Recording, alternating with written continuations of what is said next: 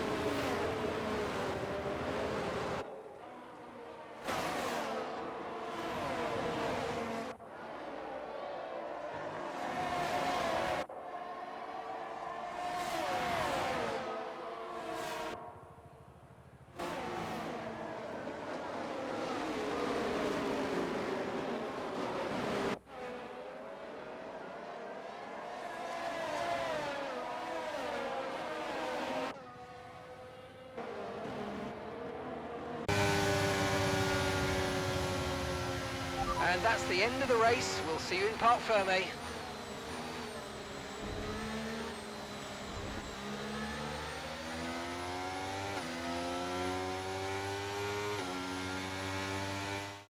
They've delivered an outstanding performance today and under intense pressure to take a well-earned victory at the Saudi Arabian Grand Prix.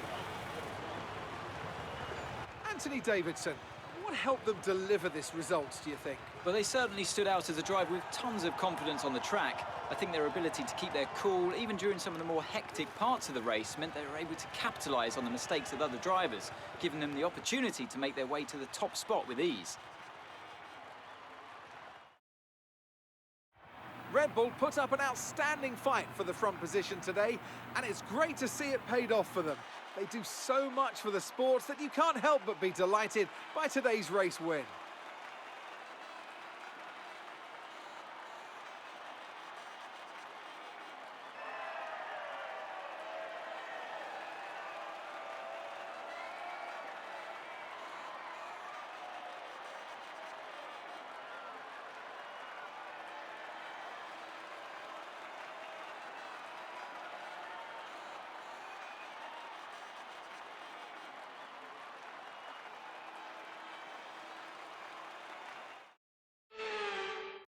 So let's see what effect this result has had on the drivers' standings. Max Verstappen's excellent result today sees him take over as the new leader of the Drivers' Championship. Some amazing talent out on the track today, but Anthony, who would you pick as your driver of the day? Often my go-to would be a driver who's managed to pull off an especially impressive feat during the race. However, in this instance, I was more impressed by Max Verstappen's solid, clean driving throughout the event. It's time to check out the constructors' standings. And pulling further ahead in the standings, it's Red Bull. There was also a strong showing from the Mercedes team today, as they make their way up the standings. It's been an absolutely wild weekend of Formula One action, and I can't wait to see what's next.